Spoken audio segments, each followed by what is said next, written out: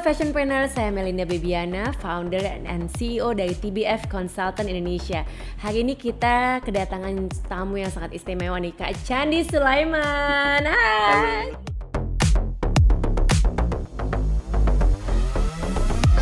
Chan, Happy New Year. Sehat-sehat ya. Terima kasih. Hari ini kedatangan tamu yang spesial banget karena kita akan ngebahas tentang bisnis di 2023 ya. Okay. Terus kemudian Kak Chandi terkenal juga sebagai business coach or mentor ya. Bisa dibilang gitu ya. Oke. Yang bilang orang lain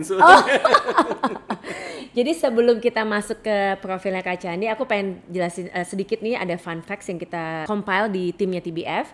Isu ketenaga kerjaan sangat-sangat sensitif di tahun 2023 ini karena kita mengalami kontraksi ekonomi kabarnya katanya ya, atau resesi 2023. Seperti yang sudah terjadi, Amazon memecat hampir 18.000 pegawainya seluruh dunia ya.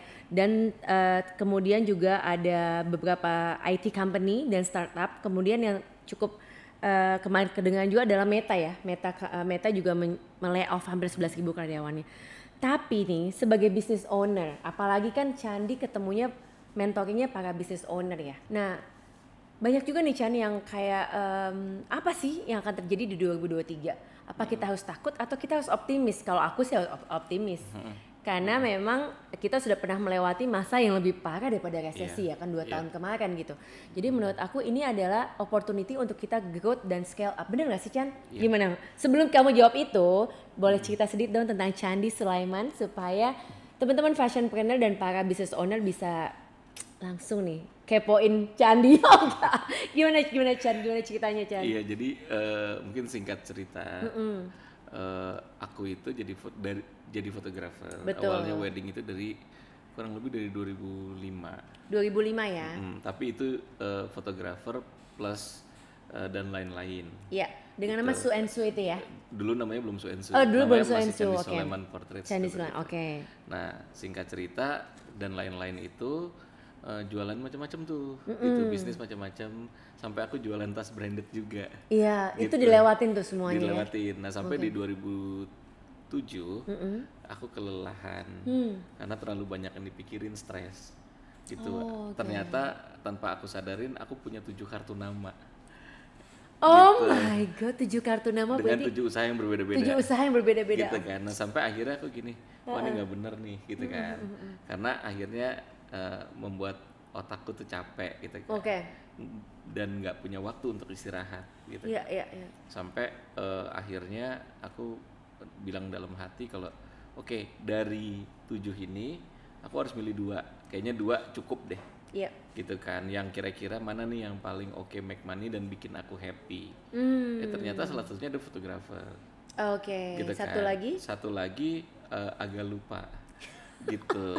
Karena terlalu kebanyakan mungkin ya. Waktu itu in the time satu lagi kalau nggak salah, aduh aku lupa ya, tapi fotografi lah gitu. Salah satunya. Jadi masih gitu ya. bidang fotografi sebenarnya kamu gitu. sangat ini ya, passionate lah ya. Karena emang seneng aja gitu kan. Jadi ya udah gitu. Ternyata kok dapat klien aja nih gitu kan. Betul. Maksudnya bisa mencukupi gitu. Udah akhirnya berjalan.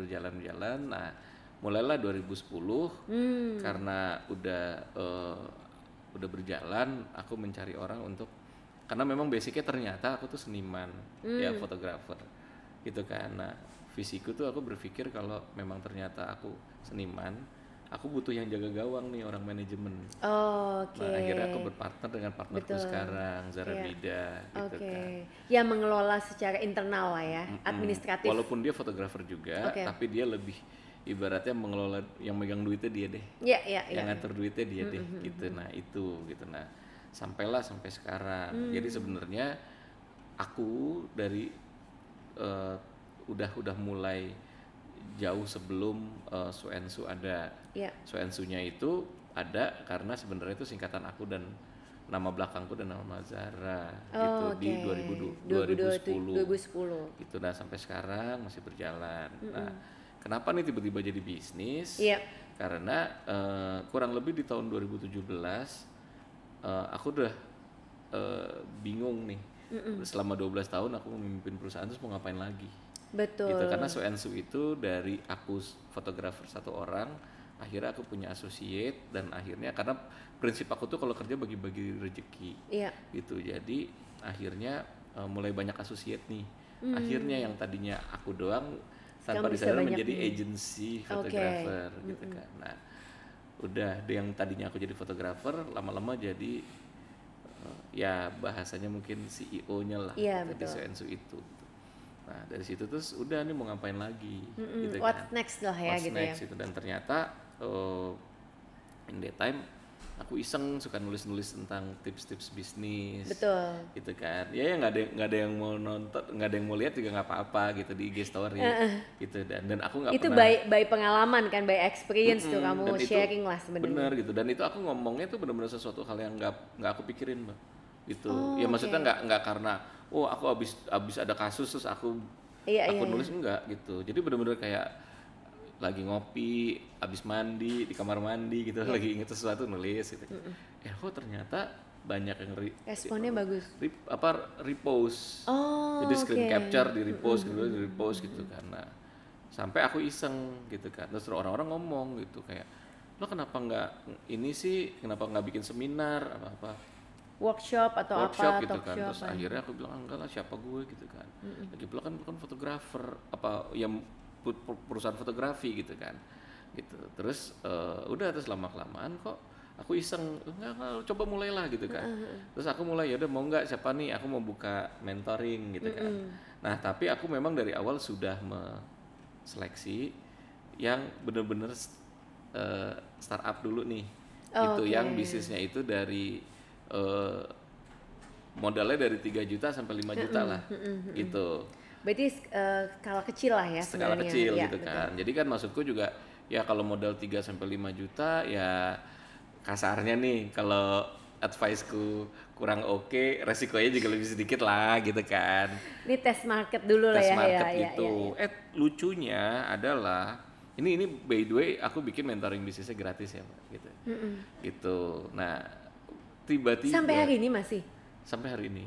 Gitu. Nah, terus ternyata yang kecil-kecil itu ngebisik-bisikin yang gede-gede.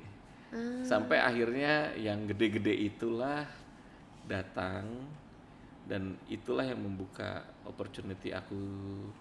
Membuka akhirnya ya sekarang aku alhamdulillah lah gitu sampai sekarang jadi seperti sekarang ini. Dan mentoring banyak CEO juga ya jadinya ya.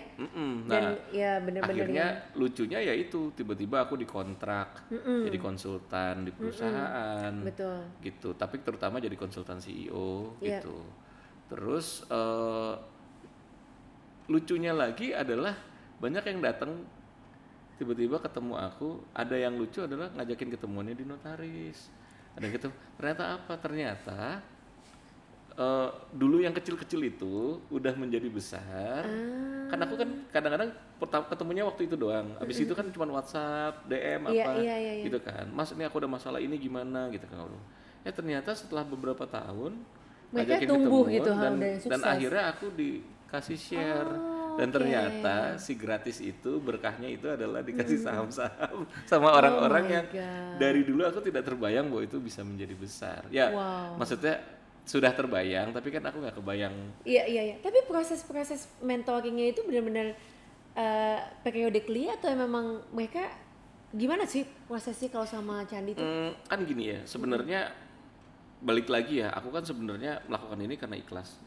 Gitu. Satu, nomor 2, supaya akunya juga happy, aku nggak mau ada terbeban dengan jadwal dan apa-apa. Waktu apa segala gitu. macam. Jadi sesimpel nih ada orang dulu ada orang mau, Mas aku mau mentoring gitu, ya udah kamu DM aja ke PA ku yang ngaturin. Nah satu hari aku mentoring 4 orang, itu kan satu orangnya sekitar 1,5 jam gitu kan. Terus ngomong udah gitu. Ya kalau mau ketemu lagi syukur, nggak ketemu ya udah. Oh jadi by case gitu ya? Aja gitu. Ya cuman ngobrol aja gitu. Terus ternyata ada yang, Mas minggu depan mau ketemu lagi, ya ayo ya kita atur waktu lagi gitu kan. Ada yang nggak balik lagi, ada gitu. Nah lucunya juga ada yang datang suami istri ya kan, suaminya awalnya ya kayak bodo amat gitu, terus lama-lama nguping, terus lama-lama suaminya yang curhat tentang bisnisnya ada juga gitu. Jadi ya lucu lah gitu ya. Nah, tapi nih Chan, dengan perjalanan berarti udah berapa nih, 2005 sampai 2022, hampir iya ya. 17 tahun lah ya. 17 tahun nih. Ini tuh udah sampai momen dimana kamu merasa sukses, atau apa sih definisi sukses buat Chandi? Aduh, sukses tuh, aku tuh sukses simple sih. Aku menurut aku tuh simple. Sukses itu adalah orang yang bisa bahagia. Gitu. Nah, bahagia itu definisi bahagia, real bahagia ya, Mbak. Gitu. Bahagia dalam hal apapun juga. Iya. Gitu. Maksudnya flow-nya adalah ya berusaha, sukses, bersyukur ya. Ya gitu kan. Nah, balik lagi gitu, banyak orang kaya kenapa nggak bahagia, karena nggak bersyukur. Gitu. Nah, jadi menurut aku tuh sukses itu ujungnya itu adalah si bahagia itu. Nah, untuk bisa bahagia ya kita harus bersyukur gitu kan. Bener. Dan lain-lain gitu kan. Dan ya ini sebenarnya kenapa tadi aku tanya itu sebenarnya relate juga ya dengan banyak banget bisnis-bisnis yang saat ini tumbuh di masa pandemi kemarin dan bisa bertahan sampai hari ini. Itu harus disyukurin dulu ya sebenarnya, iya nggak sih? Karena banyak juga yang aduh gimana ya 2023 takutan apa segala macam. Menurut aku ketakutan kadang-kadang yang bener nggak sih Chan, yang melimitasi kita untuk maju tuh bukan orang lain, kita sendiri, bener nggak sih? What do you think? Ya karena setiap hari selalu ada masalah. Bener, betul banget. Gitu. Jadi masalah tuh pasti ada gitu kan, pasti akan datang. Nah, tinggal sekarang gimana caranya? Sesimpel gini lah Mbak. Ini rumah ini gitu. Kenapa sih dipagerin? Gitu kan? Karena kita aware bahwa selalu akan ada maling. Gitu kan. Tapi dengan adanya pagar yang membuat kita nyaman, gitu kan. Itu yang membuat akhirnya kita di dalam juga tenang dan bahagia.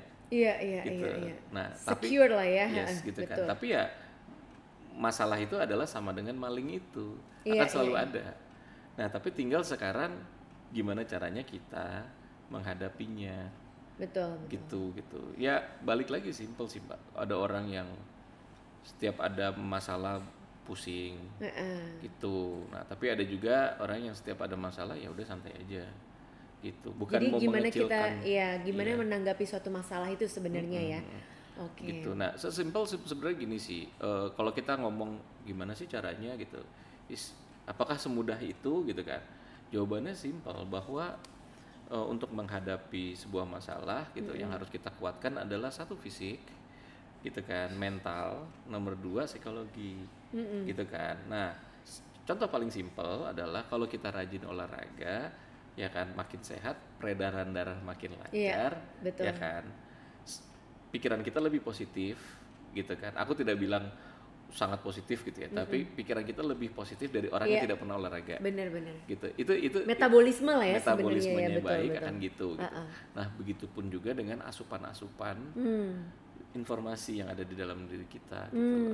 Gitu. Jadi misalnya contoh gitu, kalau aku udah unfollow dari kapan orang-orang yang walaupun aku kenal dekat, tapi kalau toxic aku unfollow, aku mute gitu. Itu sih, itu bener banget ya dengan sosial media segala macam ya. Gitu. Jadi asupan-asupan itu menurut aku tuh yang bikin, ya makanya tadi kalau dibilang emang bisa bikin setenang itu ya bisa gitu kan. Gitu. Ya kayak kalau sesimpel gitu, kita detox sosmed 2 hari. Kalau orang ngomong nggak bisa gitu kan. Kalau bisa gitu kan, coba rasanya seperti apa? Udah kayak mandi Mbak. Iya bener, kayak bersih gitu bersih ya gitu. Nah ya itu gitu. Nah ya itu sebenarnya bisa, cuman tinggal kita mau apa enggak. Bener gitu. Apalagi dengan kondisi ya saat ini kan orang ya banyak membutuhkan validasi, banyak membutuhkan kayak pengakuan apa segala macam ya Chan. Nah kalau Chandi nih kan banyak juga mementor banyak pebisnis, CEO, dan tadi kita sempat ngobrol sedikit nih ya teman-teman ya, kita justru Kak Chandi ini justru banyak dari grassroots lah kita bilang ya, dari jalanan. Banyak yang justru memang mereka yang dimentor bukan memiliki degree, pernah sekolah di bisnis apa segala macam, jadi benar-benar by reality gitu. Nah itu tantangannya gimana tuh Chan? Mementor para pebisnis yang seperti itu. Sebenarnya gini sih Mbak, untuk create bisnis sebenarnya sudah punya, aku tuh udah ada teorinya gitu loh. Sebagai contoh nih misalnya sekarang ketika aku sekarang meng-create sebuah company atau sebuah perusahaan baru gitu lah ya. Nah, flow-nya itu nomor satu, aku selalu kita harus siapkan konsep, gitu kan. Nah, setelah kita siapkan konsep, kita siapkan tim. Betul. Nah, setelah siapkan tim, kita harus menyiapkan culture. Nah, setelah menyiapkan culture, terakhir kita menyiapkan maintenance. Habis gitu jalan sendiri, gitu. Nah, kadang-kadang orang-orang itu nggak kuat di awal. Gitu. Itu yang kadang-kadang akhirnya bisa menjadi masalah tuh. Di konseptualnya kita bilang DNA kali ya mungkin ya. Gitu. Nah, seperti mungkin yang dilakukan sama TBF gitu kan, ketika ada orang mau bikin sesuatu kan ibaratnya kita repot di depan nih. Iya, ya kan, konsepting apa segala macam gitu kan. Nah, kadang-kadang ada orang yang jalan mah jalan aja, ya ntar akhirnya di sana nabrak gitu kan. Sebalik lagi ke kita. Iya gitu. Baru dibedah lagi ya gitu ya. Gitu kan. Itu sebenarnya masalah-masalah orang yang fashion para pebisnis jalanan. Sebenarnya ya di situ gitu. Yang kita mulai aja dulu, gitu kan. Ya mulai aja dulu bagus. Gitu, aku setuju. Kenapa? Karena paling susah adalah melangkah pertama, memulai gitu kan. Nah, tapi kalau menurut aku ya nggak usah jauh-jauh lah, Mbak. Kita pergi aja, ada tujuan kok. Iya. Gitu kan, gitu. Nah, goalnya dulu nih dicipta, gitu. udah kebayang gitu kan. Nah, kalau nggak bisa goal yang panjang ya goal yang pendek-pendek. Iya, gitu. Kalau aku berpikirnya itu seperti itu gitu. Nah, makanya ketika ada orang datang gitu ke aku bikin ngomong itu dulu nih. Gitu. Step-stepnya tadi ya. Gitu. Konsepnya mau apa? Oke. Siap. Misalnya kita ngomong ya karena ini TBF fashion gitu ya. Mas, aku mau bikin fashion. Oke. Mulai dari target market, ya kan, barangnya gitu, segala macam gitu. Kalau aku terus terang pricing itu aku selalu ngomong belakangan. Betul. Harga ngomong belakangan. Kenapa gitu kan? Karena aku tipe orang yang how to sell itu belakangan. Gitu. Yang penting produknya bagus dulu. Nah, repotnya adalah kalau kita menentukan pricing di depan, akhirnya berantakan tuh di belakang. Jadi kayak udah ada yang melimitasi ya gitu ya. Yes, gitu. Yang penting konsepnya dulu. Iya. Gitu. Mau konsep misalnya gitu. Oh, aku mau konsep jualan baju kaos yang dipakai sama rakyat gitu semua. Gitu kan. Ya udah, konsepnya mau kayak gimana? Kan berarti kan kainnya harus mengikuti segala macam. Nah, akhirnya keluar tuh. Gitu kan. Cost of production-nya berapa gitu kan. COGS-nya berapa? Baru oke, kita jual berapa, baru disesuaikan sama market. Gitu. Betul. Nah, repotnya kalau belum apa-apa udah ngomongin harga. Gue mau jualan kaos yang harganya sekian, ya kan? Barangnya belum ada apa-apa. Yang pusing TBF nih. Gue nyari kainnya gimana, produksi di mana, iya dong, gitu kan. Terus maunya barang murah. Barangnya murah gitu kan. Gitu. Nah, belum ditambah tiba-tiba marketing. Marketingnya mau extravaganza gitu. Kalau aku lebih baik berpikir konsep itu dulu. Betul. Nah, setelah konsep, make it realistis dulu ya, ya nggak sih? Ketika konsep ada nih, misalnya kita ngomong berdua, anggap aja deh Mbak Baby, aku mau bikin nih gitu. Setelah kita ngobrol konsep itu selesai, baru nextnya kita create team. Iya, betul. Gitu. Nah, create team itu, inget nih, tim itu nggak selalu langsung jadi. Betul. Gitu. Itu yang orang harus sadar. Nah, gitu. team building tadi ya. Team building itu, gitu. Kalau aku selalu bilang ke orang-orang, mungkin it cost bisa 2 tahun untuk bongkar pasang. Dan ini adalah modal termahal, Mbak. Gitu. Kenapa? Karena menggaji orang itu kan mahal. Karena kalau memang ternyata dia nggak lulus probation, kan kita tetap harus bayar dia. Iya. Gitu kan. Risknya resikonya tetap di owner gitu kan. Yes, gitu. Nah, kadang-kadang orang tidak menghitung nih, gitu. Orang kadang-kadang kalau ketika bikin budgeting di depan, yang di budgeting tuh barang doang, marketing barang, human resource-nya apalah enggak gitu kan. ya. Human resource itu justru kadang-kadang aset kan ya nggak sih, benar? Yes, gitu. Karena dia aset. Nah, itu sebenarnya modal yang gede tuh. Betul. Jadi kita harus punya modal tersendiri. Gitu. Kadang-kadang kita udah orangnya udah oke, apa segala macam, begitu kerja nggak bisa, begitu kerja nggak cocok, gitu kan. Tapi kan kita harus tetap doing prosesnya. Gitu. Nah, yang aku biasa lakukan adalah kita tes bakat dia nih. Itu dia keahliannya di mana, kekurangannya di mana. Nah, setelah kita jalanin sama dia, nah kadang-kadang tes bakat sama kenyataan juga beda. Gitu kan. Nah, dari situ kita makanya kita harus pintar main catur lah gitu. Gitu. Jadi ibaratnya kalau main bola nih, mungkin kadang-kadang penyerang harus jadi back harus jadi penyerang gitu, harus jadi kayak mapping timnya juga mesti jago gitu. Tapi itu kan pertama butuh jam terbang, Candi, iya nggak sih? Maksudnya kalau para pebisnis yang baru mulai, mereka pasti butuh belum tentu bisa sekali ngeliat CV kan, oh iya nih pas lagi rekrutmen tim gitu kan, dia langsung bisa ini kan. Nah itu memang mesti ada insting, bener nggak sih? Nomor satu yang paling penting sebenarnya bisnis itu kita perlu mentor sih, gitu itu yang paling penting. Gitu. Kenapa? Gini, tanpa mentor bisa nggak? Bisa. Gitu. Cuman bedanya apa? Waktu kalian lebih lama. Betul. Kalian lebih buang waktu. Gitu. Bedanya itu aja sih Mbak Baby. Gitu kan. Kita jadi, mempercepat lah ya, benar. Gitu. Kadang-kadang kan mentornya malahan dari orang tua. Gitu kan, dari suami atau malah istri gitu kan. Mentornya macam-macam nih gitu.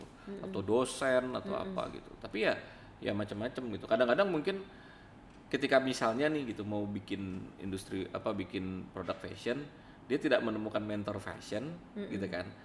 Akhirnya dia mencari mentor yang keahliannya berbeda-beda nih, gitu. Oh, ada mentor marketing, ada mentor distribusi, ada mentor desain, ada mentor lifestyle apa-apa. Nah, ya dia mentornya jadinya banyak nih, gitu. Tapi ada juga yang mentor cuma satu, dia mengerti semuanya, gitu. Nah, nextnya selanjutnya tadi setelah itu create culture, betul. Gitu. Nah, kenapa? Company culture ya. Yes, gitu. Karena sekarang yang paling penting itu adalah IP atau brand value. Nah, brand value itu harus dirasakan sama orang. Nah, rasakannya gimana? Dengan cara ada culture-nya.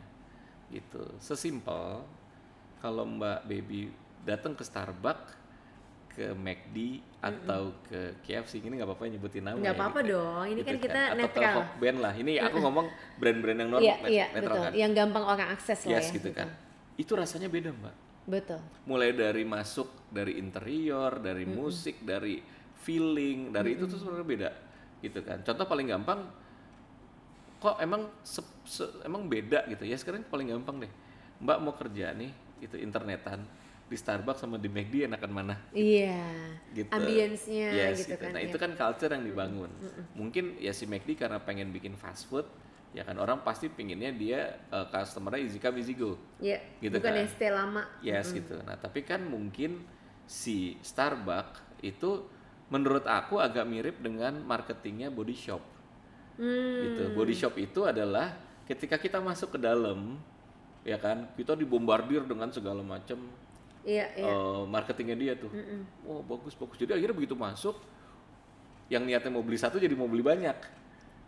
Gitu kan, wah ini apa go greennya ini, oh ini bagus, ini segala macam gitu kan. Nah Starbucks juga gitu kan, kita duduk lama-lama nambah kopi ini, itu kok kayaknya sandwichnya enak nambah lagi, gitu kan gitu.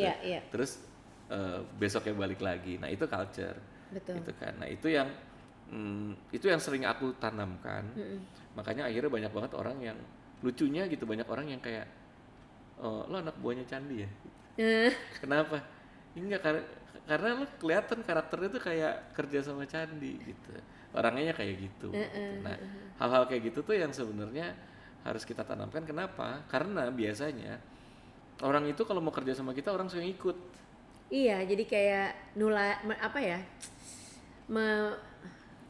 mengcopy lah sebenarnya gitu ya. Gitu. Kan sesimpel ya, aku mau kerja sama Mbak Bibi, orangnya gimana sih? Aku harus ngikutin PC dia nih. Ya unggah-ungguhnya, cueknya gitu kan.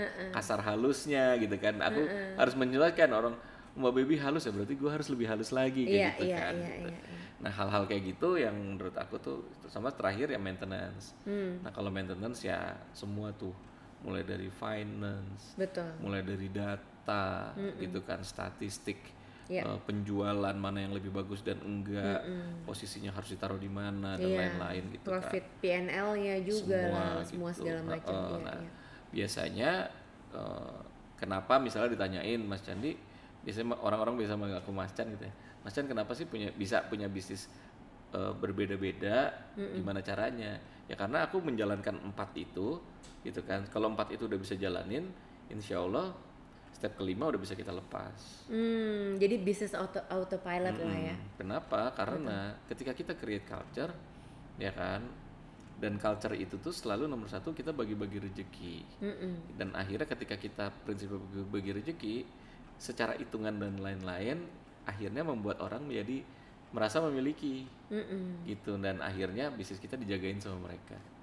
Iya, menarik banget sih emang itu sih sebenarnya yang mesti dipunya sama semua para pebisnis ya. Karena yang banyak aku ketemuin juga entrepreneur itu kadang-kadang mereka hanya berpikirnya mau bikin barang murah, terus cepat laku, balik modal, tapi mereka nggak mikir impact apa yang mau mereka buat. Bener nggak sih, Chan? Bener.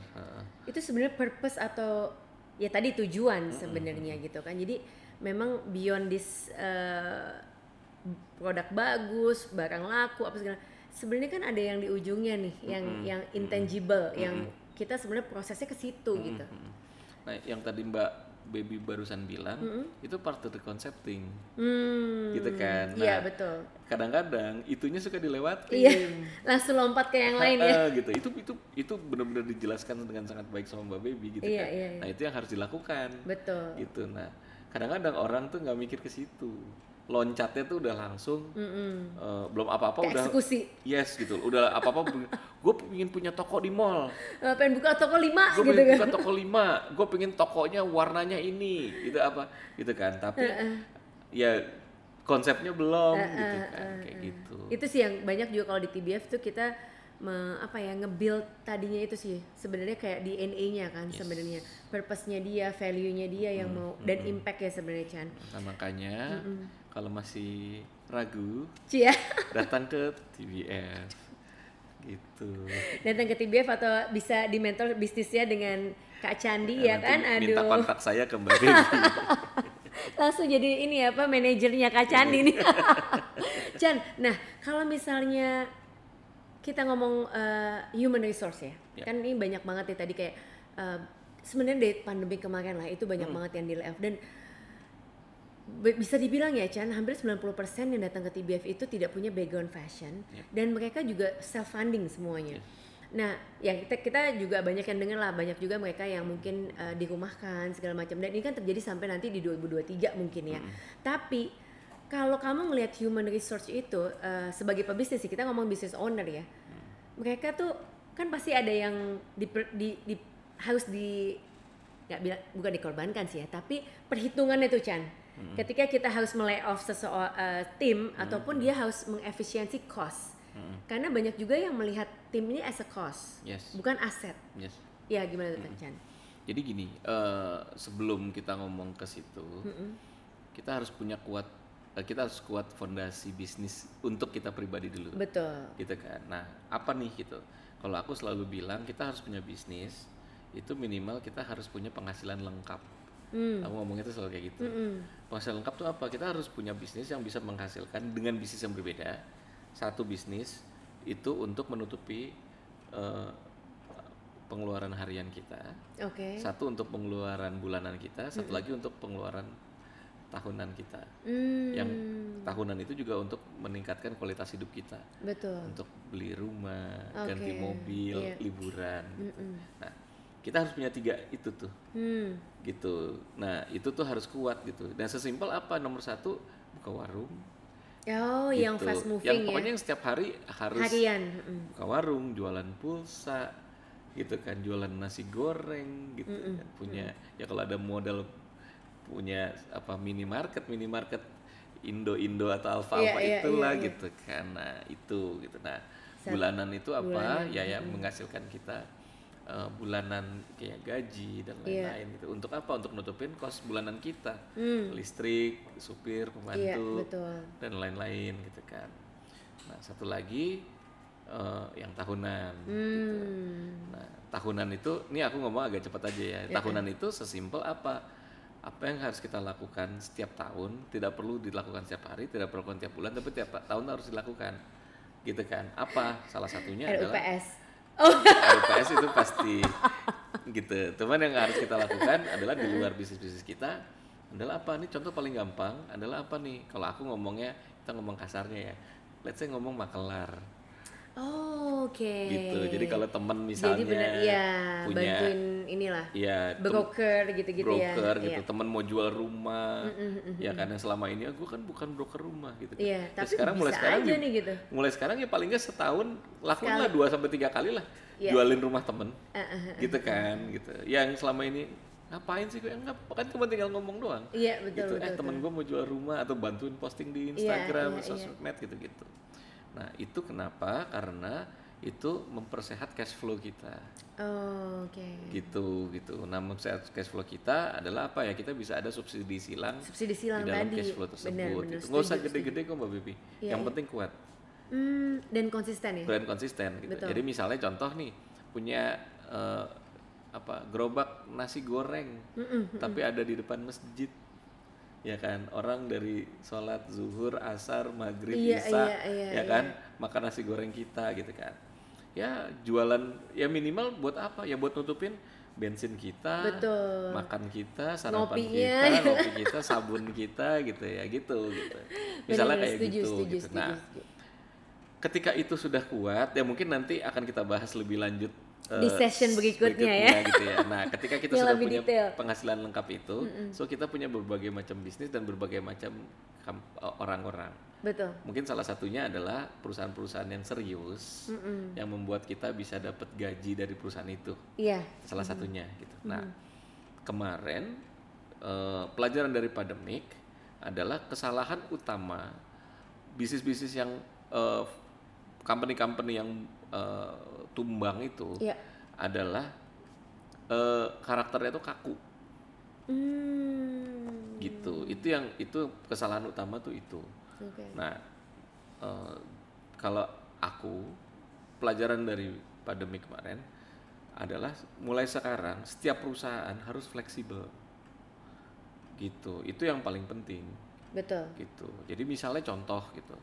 TBF misalnya ya gitu, yang selama ini konsultan fashion, ya kan. Betul. Ketika ada pandemik mungkin di luar fashion bisa buka juga gitu, tiba-tiba jadi F&B, yang lagi laku F&B, beauty tiba-tiba beauty, tiba-tiba apa, ya itu harus fleksibilitas fleksibel. Dibutuhkan lah ya. Yes, gitu. Tapi banyak banget orang kaku, no, itu bukan bisnis kita, itu bukan strength kita.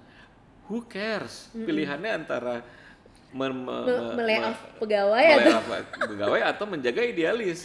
Benar. Nah, kalau aku bodo amat sama idealis. Gitu. Kita mempertahankan aset sebenarnya. Yes, gitu. Setuju. Nah, salah satu contohnya adalah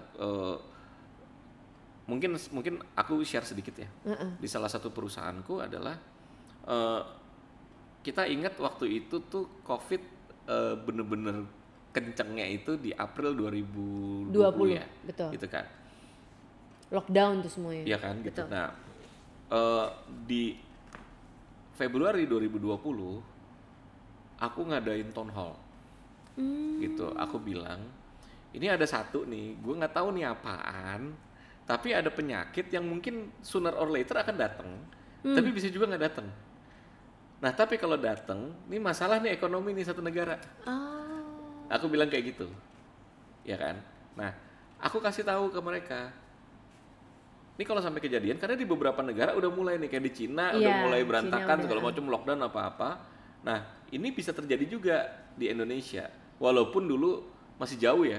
Kan Februari itu masih jauh, karena itu cepet banget ya. Iya, cepet banget. Nah, akhirnya setelah ada yang prepare lah pokoknya. Setelah aku ngomong kayak gitu, aku ngomong kekuatan perusahaan ini gitu hanya mampu untuk menggaji kalian sekian bulan.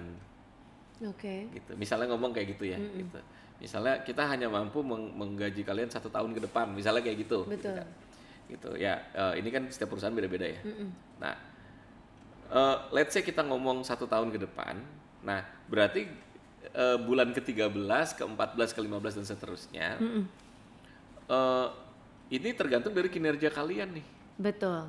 Gitu kan. Nah, tapi since kita cuman bisa menggaji kalian misalnya sampai bulan X gitu, ya kalian harus mulai nabung gitu, karena nanti X plus 1 plus 2 plus 3 apa-apa ini masih abu-abu nih, masih nggak tahu, ya kan. Betul. Nah, pokoknya sampai titik darah penghabisan aku akan menggaji kalian. Tapi kan aku nggak tahu kemampuanku sampai mana. Iya. Walaupun aku akan misalnya akan menjual aset, minjem gitu kan, tapi kan aku nggak tahu apa yang akan aku jual, aku bisa jual gitu kan. Intinya kan seperti itu gitu. Nah, kenapa? Karena aku tuh jujur aku paling anti memecat gitu. Jadi kalaupun aku pernah memecat orang itu tuh udah pilihannya dua. Kalau aku memecat orang itu karena dia punya opportunity lebih bagus. Betul. Gitu. Aku malah ngomong, kayaknya lu bagus di sana deh. Gitu. Aku punya temen yang lebih membutuhkan, bisa memberikan tempat lebih baik, betul. gitu kan, gitu. Atau memang udah mentok banget. Gitu. Aku udah kasih beberapa kesempatan nih orang udah mentok banget. Gitu. Nah, biasanya kayak gitu. Nah, kenapa tadi aku cerita hubungannya sama si bisnis yang kita punya penghasilan lengkap? Iya. Karena ketika kemarin yang terjadi adalah kan kita ada bisnis yang berhasil dan tidak. Betul. Gitu kan. Kayak contoh. Ada yang gagal, ada yang jalan gitu. Yes, gitu. Kayak contoh aku ada travel. Travel udah pasti mati. Oh iya benar. Ya kan. Ternyata yang jalan F&B. Oke. Nah akhirnya perusahaan karyawan travelku aku pindahin ke F&B untuk bantuin F&B kayak gitu. Nah itulah sebenarnya ternyata pentingnya tuh fleksibilitas itu. Fleksibilitas di dalam satu holding lah ya kita bilangnya. Makanya sekarang setelah pandemik setiap ada karyawan aku ngomong di depan sama mereka, kerjaan lo akan ini tapi gue nggak akan ngasih job desk ke lo. Gitu. Kenapa? Karena lo akan bisa jadi apapun juga di perusahaan ini. Lo harus siap jadi apapun juga. Kalau nggak mau nggak usah masuk. Gitu. Sesimpel itu gitu. Karena in that time ketika pandemik, ya kan, itu kaki di kepala, kepala di kaki, Mbak. Betul. Gitu. Nah, kalau kita tidak punya anak buah yang mau melakukan itu, jugglingnya tuh udah bukan begini ya, udah salto kayaknya. Iya gitu kan. Iya kan gitu. Nah, kalau emang ada anak buah yang nggak mau melakukan itu, gitu kan, karena pride atau karena apa ya udah nggak usah kerja sama kita. Iya, betul. Setuju gitu. sih. Makanya akhirnya aku selalu bilang sekarang perusahaan itu yang mungkin sekarang belum, mulai sekarang udah harus bikin perusahaannya itu menjadi fleksibel. Gitu. Jadi misalnya anything lah ya. Mungkin punya restoran deh paling gampang gitu. Iya. Selama ini ngomong restoran Jepang ya gitu kan. Ya tapi udah harus siap-siap one day itu misalnya kayak tiba-tiba dia jual ada menu Korea, tiba-tiba bisa jual menu Indonesia gitu kan. Ya udah harus siap gitu kan. Ya tapi itu untuk kondisi darurat ya. Iya, gitu betul. Kan. Kenapa ya? Karena harus survive. Harus survive gitu ya. Kan gitu. Nah, menarik sih itu. Satu. Nomor dua, ini mungkin tips-tips dari aku ya. Satu, setiap perusahaan harus fleksibel. Nomor dua, setiap perusahaan itu harus benar-benar mendalami experience dari si customer. Jadi customer journey-nya itu harus benar-benar jalanin. Kenapa? Karena perusahaan itu harus benar-benar, contoh kenapa kayak gitu? Karena misalnya gini Mbak, kemarin itu ketika lagi pandemik, ada dua yang menonjol nih, bisnis yang masih berjalan. Satu fashion, ternyata gitu ya, fashion online ya gitu. Betul. Bukan mall gitu. Satu lagi F&B. Gitu kan. Nah ternyata kenapa fashion dan F&B itu masih jalan? Kalau F&B of course, karena kita nggak bisa kemana-mana. Tapi pertanyaannya nih yang paling lucu adalah fashion, gitu kan? Padahal dia nggak pergi kemana-mana juga. Nggak kemana-mana dan nggak butuh, iya dong Mbak. Iya kan? Misalnya nih contoh, aku paling gampang gitu. Kemarin waktu lagi pandemik, tiba-tiba ada yang launching. Iya, di kita 16 klien launching semua. Iya kan? Misalnya launching produk baru, ini apa gitu kan? Walaupun online virtual launching, IG live segala macam. Anything gitu kan. Terus kan lucunya kan aku juga nanya ke orang, misalnya, ini contoh nih, misalnya ada yang launching hijab seri baru. Gitu. Iya. Kan aku tanya gini, emang mau dipakai kemana? Orang dia keluar rumah aja nggak bisa. Satu, ya kan? Nomor dua, emang jilbab yang kemarin kemana? Ya kan? Nah nomor tiga, pertanyaan paling utama adalah apa? Emang di rumah pakai jilbab? Ya kan? Nah ada yang orang yang pakai jilbab, ada yang di rumah nggak pakai jilbab. Kenapa? Ya karena di rumah dia cuma ketemu suami, ketemu anak. Ya kan? Kadang-kadang pembantu juga udah nggak ada tuh, udah di layoff. Udah pulang semua. Udah pulang semua. Ini misalnya ya, ini joke aja gitu kan. Ya intinya kan adalah dia nggak butuh beli jilbab baru. Tapi tetap dibeli. Nah kenapa? Karena customer experience itu. Betul. Tiba-tiba yang orang war. Iya, benar-benar. Ya kan, tiba-tiba pride. Tiba-tiba yang dapat bangga memposting di Instagram gitu betul. Kan.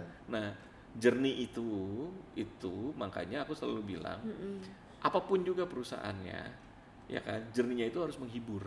Gitu. Karena kadang-kadang orang beli bukan karena produknya tapi karena journey-nya. Iya, setuju. Gitu. Sering banget nih Mbak, gitu. Ini contoh nih, kayak sekarang lagi ada es krim yang kekinian nih. Iya. Ya kan? Yang di semua outlet ada gitu ya. Ibaratnya kita joknya gini, hati-hati loh kalau punya ruko kosong. Iya. Besoknya ntar diisi sama tuh es krim gitu kan gitu. Nah, orang yang datang, ya kan, itu kan experience-nya. Iya, betul. Karena orang ngantri nih, gitu. Gue pengen lihat, gue pengen ikut ngantri. Betul. Gitu. Sama seperti sekarang yang ada restoran yang kalau kita makan dimarah-marahin itu lah. Oh iya. Iya kan? Aku nggak pernah dengar, mohon maaf ya, aku nggak pernah dengar orang cerita tentang makanannya. Tapi experience-nya dimarah-marahinnya itu sama. Iya kan? Gitu ya, maksudnya suka atau tidak. Iya kan? Tapi benar, itu kan experience yang mungkin orang mungkin selama ini hidupnya tenang, pingin dimarah-marahin. Karena orang butuh adrenalinnya, butuh di ini ya, gitu butuh kan? dipicu gitu. Makanya kan. gitu kan. Biasanya tenang-tenang aja nih, gue mau makan, gue mau bayar dimarahin gitu kan. Mungkin keluarganya sakinah mawaddah warahmah Iya, gitu saking kan. tenangnya saking gitu. tenangnya, saking chillnya gitu. Dia butuh dimarahin orang gitu kan. Nah, makanya itu gitu. Jadi semua tuh Mbak, betul, gitu kan. Betul. Makanya sekarang kalau kita ngelihat event perbankan, apalah yang kaku-kaku deh. Iya. Gitu semua. Semuanya jadi lebih chill ya, lebih ini. Gitu. Nah, itulah customer journey-nya itu memang harus menghibur. Betul. Gitu. Makanya akhirnya sekarang ketika kita ngelihat ada satu bank, mungkin bank di Senayan City di bawah, gitu kan. Banknya itu sekarang bentuknya kafe. Gitu kan. Nah, aku kalau ke sana ngantrinya duduknya di kafe gitu. Iya, Nah, bisa ngopi dulu, bisa ngopi dulu. Itu benar-benar literally bentuknya kafe gitu kan. Nah, dari situ ya karena dia mikir nih gitu, customer journey-nya itu apa. Kalau orang nongkrong di bank, ngantri, duduk, bengong gitu kan, mungkin itu akan membuat orang jadi malas ke bank. Betul. Gitu kan. Nah, hal-hal kayak gitu yang sebenarnya sekarang dipikirin gitu, gitu. Customer journey itu. Jadi makanya kita ngelihat pandemic yang kondisi yang paling mentok sejarah dalam hidup kita, gitu sih. Kan. Ternyata orang tetap membeli sesuatu, ya kan, karena customer journey itu, gitu. Dan willing to spend ya. Gitu. Keren banget ya. Apalagi kan Chandi kan menghandle banyak brand fashion juga ya, modest ya, saat kemarin ya Chan ya. Nah terus ini nih Chan, pertanyaan terakhir nih. Waduh, soalnya kalau nggak lama nih sama Chan ini bisa. Udah berapa lama kita? Nah, Chan ini kan juga balik lagi ke business owner yang kamu misalnya mentoring apa segala macam. Kan banyak juga nih kejadian, apa sih yang dilakukan ketika mereka datang ke kamu di saat mereka mengalami turbulence atau saat mereka mengalami masa reputasi yang nggak baik lah gitu misalnya, atau ada sesuatu hal yang ya banyak lah isunya gitu ya. Nah itu gimana tuh Chan, kalau misalnya saat itu tuh kamu apa yang kamu saranin biasanya? Nomor satu, aku selalu ngelihat, jadi sesimpel gini sih, kenapa enaknya seorang mentor, karena dia itu tidak terlibat emosi terhadap perusahaannya. Oke. Dan dia menjadi orang di orang luar netral, gitu. netral, Karena kita kan bisa ngelihatnya dari bird eye view gitu ya, dari luar gitu. Nah itu nomor satu, privilege itu ada di situ.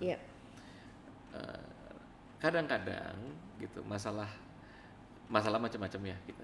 Salah satu masalah itu adalah ya karena ya ownernya idealis. Betul. Gitu. Terus kaku tadi misalnya, tidak gitu fleksibel. Kan. Yes gitu. Ada juga ini mungkin nggak bisa dibilang 1, 2, 3 ya gitu, tapi ada beberapa. Salah satunya yang aku temui adalah ada perusahaan yang memang dia handle perusahaannya secara tradisional, dia mau shifting ke profesional, gitu. Tapi ternyata nggak siap, gitu. Jadi belum bisa merelakan sepenuhnya kepercayaan itu kepada profesional.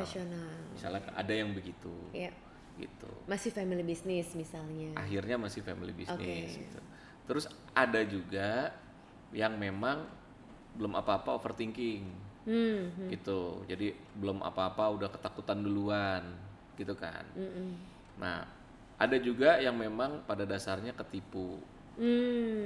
Aku sejarah selama aku bikin mentoring bisnis, aku udah menyelamatkan 3 orang bunuh diri, nggak jadi bunuh diri. Oh my god, serius Chan? Yes. Gitu. Segitu dia depresinya? Yang menurut aku paling wow adalah ada orang yang ketipu 1,5 juta mau bunuh diri.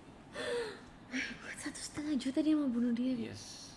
Oh gitu. Karena modalnya dia 3 juta. Oh my god. Gitu. Tapi gimana tuh nyelamatinnya? Jangan contohin ini salah satunya. Ya nomor 1 ya yang harus diselamatkan adalah ya kasih semangat dulu. Gitu kan, kasih semangat dulu. Bikin dia berpikir jernih dulu ya. Gitu kan. Betul. Ngasih lihat bahwa di dunia ini bahagia kok. Ngapain sih lo tinggalin gitu. Gitu. Ada juga yang lebih lucu, ada juga yang setiap hari, tiap malam mau tidur minum obat nyamuk. Dan dia nggak, setiap abis nelfon aku dia minum obat nyamuk. Tapi sebelum minum obat nyamuk nelfon aku dulu, cerita gini. Jadi setiap hari aku kasih motivasi, Mas Chan, tapi tahu ya abis ini aku bakalan jadi ini mungkin jadi pembicaraan kita terakhir gitu kan. God. Tapi kalau besok masih bangun ya kan, kita masih keep in touch ya. Dan orangnya masih ada sampai sekarang? Sekarang bisnisnya berjalan dengan baik. Oh my god. Gitu. Jadi itu udah di lowest point hidupnya dia berarti ya? Gitu. Jadi kalau ditanyain problem ada, karena sebenarnya gini, problem terbesar adalah mereka tidak bisa memisahkan antara konsep bisnis dengan konsep pribadi. Gitu. Jadi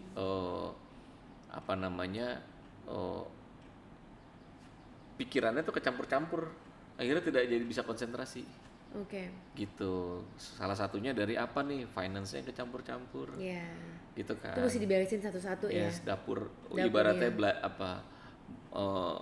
belanja modal pakai uang dapur, akhirnya berantakan. Jadi gitu. tuh nggak teratur lah ya pos-posnya. Akhirnya dia pusing sendiri, bingung sendiri gitu. Nah, yeah. hal-hal kayak begitu gitu. Cuman memang masalahnya sebenarnya gini sih, Mbak. Masalahnya kebanyakan paling banyak yang aku alami adalah tidak berani mengambil keputusan atau tidak pede mengambil keputusan. Betul. Itu yang menurut aku masalah terbesar tuh di situ. Dia udah punya rata-rata hampir semua business owner ya kita ngomong. Mereka sudah punya solusi, tapi mereka bingung solusinya itu yang mana. Oke. Ini terkait leadership juga nggak sih, Chan? Yes, gitu. Ya tapi kan balik lagi ya pengalaman. Jam terbang. Yes, gitu. Kalau kita ngomong tadi kan Mbak Baby ngomong jam terbang gitu ya. Apa maksudnya jam terbangnya aku? Sebenarnya jam terbang itu kita bukan ngomong jam terbang itu adalah lamanya kita berbisnis loh. Bukan ya. Gitu, tapi lebih lamanya pengalaman yang sudah aku dapatkan. Aku pernah terjun bebas gitu, pernah gagal beberapa kali gitu ya. Pernah dicaci maki, pernah kalau difitnah mah udah sering gitu. Betul. Terus itu yang membuat level kedewasaan ya mungkin ya. Atau leadership kamu jadi kebentuk gitu, Chan. Ujung-ujungnya sebenarnya hal itu membentuk aku bahwa ternyata tujuan hidup kita bukan uang. Itu sih sebenarnya gitu. Makanya akhirnya ketika kita punya tujuan hidup yang berbeda gitu kan, pikiran kita jadi bisa lebih clear, lebih objektif gitu. Betul. Kita jadi bisa lebih bijaksana. Betul. Gitu. Karena contoh paling gampang nih gitu. Kenapa tiba-tiba omongannya sampai sini ya? Ini langsung deep talk nih ya. Nah, intinya adalah kalau kita cuma mikirin uang, ya kan, setuju, nggak ada ujungnya, gitu kan. Tapi ketika karena aku punya satu teori ya, bisnis kalau yang dicari uang tuh uang malah makin jauh. Betul. Gitu. Tapi kalau kita nggak mikirin uang malah datang. Gitu. Ada aja ya. Ada aja tuh saluran rezekinya ya, benar. Nah, yang balik lagi ke tadi adalah ternyata ketika kita tidak mikir ya tadi itu gitu ya, kita tidak tujuannya ternyata bukan uang gitu kan, ya akhirnya banyak hal-hal yang bisa lebih kita syukurin sih. Betul. Gitu. Nah, sebagai contoh misalnya gitu ya Mbak Baby, aku pernah ada salah satu murid mentoringku yang ketika dia bisnis dia udah stuck gitu kan, terus akhirnya aku bilang sama dia, aku tahu masalah kamu apa gitu, apa kayaknya kamu bersyukur. Bukan in that time adalah masalahnya adalah kamu kayaknya kamu kurang waktu bermain sama anak kamu deh. Gitu. Quality time. Yes. Gitu. Nah, sibuk aja kerja tuh gitu, yes. Berarti sibuk ngurusin bisnis inilah ya. Nah, solusinya aku bilang, dari hasil keuntungan kamu 10% yang ada sekarang kamu ambil untuk menggaji orang baru. Supaya dia bisa punya waktu untuk anaknya. Untuk mengganti waktu kamu bermain dengan anak, dan percaya atau tidak setelah itu dalam waktu 3 bulan bisnisnya naik 3 kali lipat. Gitu. Bukan karena aku, ya tapi aku cuma ngasih tahu di depan. Tapi karena dia memang udah pinter, udah jago, udah hebat, ya kan. Cuman mungkin in that time ya maksudnya mungkin dia ada rasa yang tanpa dia sadarin mengganggu konsentrasi dia bekerja. Gitu. Dan ketika sekarang sudah punya quality yang sangat bagus dengan anaknya, kinerjanya dia luar biasa. Wow. Balik lagi tadi pertanyaan pertama tuh gitu, bahagia itu apa sih? Sukses itu apa sih gitu ya? Ya sukses itu bahagia. Gitu, sesimpel itu. Betul. Nah, ketika kita udah ngomong kita bahagia, itu tuh udah elemennya di dalamnya udah banyak tuh Mbak komponennya. Ada ikhlas, ada bersyukur, ada ibadah, ada udah naik kelasnya yang paling tinggi ya. Karena sesimpel nih Mbak. Iya. Aku pernah dulu, almarhum ibuku ya gitu, pernah ngajakin aku ke sebuah komplek perumahan yang sangat mewah di Jakarta. Dia ngomong sama aku, dia berhenti di sebuah rumah, terus dia ngomong, Candi coba kamu ketok pintunya satu-satu. Kan aku lewat, aku ngomong gini kan, gila ya, kapan ya aku bisa punya rumah di sini ya gitu kan. Aku ngomong gitu ke ibuku. Si ibuku ngomong gini, Candi coba ketok pintunya satu-satu. Menurut kamu mereka bahagia gak? Terus aku diem. Bahagia lah Bu gitu. Kan rumahnya gede gitu. Rumahnya kan gede. Belum tentu. Gitu. Makanya dari situ aku berpikir gitu, bahwa ternyata kadang sukses itu gak bikin kita bahagia loh. Gitu. Nah, makanya aku selalu bilang nih kalau di Instagram, apalagi kalau dari era-era liburan nih, udah lagi liburan, aku selalu ngomong ke orang bahwa ketika nih udah era liburan, di Instagram kalian isinya tuh postingan orang-orang yang kamu follow itu orang-orang lagi pada liburan, kamu harus ingat satu hal, apa? Ya kan? Belum tentu yang liburan itu hatinya bahagia. Jadi jangan cemburu sama orang-orang yang liburan. Bener. Gitu kan. Belum tentu tuh bener. Gitu. Pas pulang dia juga kepikiran nih gimana bayarnya. Percaya nggak percaya, itu bapak-bapak CEO yang lagi pada liburan, yang kalian lihat kontennya, ibu-ibunya semuanya pada melakukan selfie dengan baju-baju yang mewah itu segala macam. Para bapak-bapaknya curhatnya ke saya. Ngomongnya sesimpel, gue kangen kerja. Gitu kan. Nah, maksudnya bukan ibu-ibu yang liburan ya gitu, tapi wahai ibu-ibu yang tidak merasa liburan, tidak boleh berkecil hati. Tidak usah ya. Yang penting bahagianya harus dibuat sendiri ya nggak sih. Makanya untuk bisa liburan pun juga kan effortnya beda-beda ya Mbak. Gitu. Ada yang sampai minjem duit orang gitu kan. Tapi intinya adalah ya kalau udah bisa bahagia di rumah, nggak perlu liburan, gitu kan. Gitu. Sesimpel itulah gitu kan. Iya. Setuju Chan. Aduh seru banget nih Chan. Oke, jadi Chan, tadi itu menutup podcast kita hari ini, tapi saya ada 5 quick question yang harus dijawab sama Candi Sulaiman. Ya, jadi nggak boleh pakai mikir nih ya. Oke. Nomor 1. Aduh, ini sih pasti jawabannya aku udah tahu nih. Be in politics or in business? Siapa tahu ada. Bisnis. Gitu. Kalau ada yang menawarkan jadi politician di 2024, berarti tetap bisnis ya. Atau meng-coaching politician aja? Enggak juga. Oke, no comment katanya. Oke, nomor 2. Start as an employee first atau start doing your own business? Own business. Tapi kamu nggak pernah jadi employee sebelumnya? Oh pernah. Pernah juga kan? Stres. Karena ngikutin orang yang tidak sesuai dengan konsepnya kamu. Konsepnya aku. Oke. Tapi pernah ya jadi employee juga ya? Stres banget. Oke, nomor 3. Follow your passion or follow your money? Oh, passion of course. Oke. Karena follow my passion, uang akan mengikuti. Iya, betul. Oke. Kemudian work from home atau work from the office? Oh, home of course. Home ya, jadi sekarang udah bener-bener banyak kan di rumah. Oh, akunya iya. Iya. Tapi aku ada kantor-kantor. Tapi lebih enak tuh banyak kan dari ya bisa. Karena mungkin di remote lah ya. Mungkin kalau posisi aku bisa lebih rileks memberi keputusan dari rumah. Oh, oke. Gitu. Kalau udah ke kantor tuh udah banyak suasana berbeda. Suasana berbeda ya. Gitu. Malah nggak jadi playground ya. Iya. Oke, terakhir, to be influenced or to be the influence?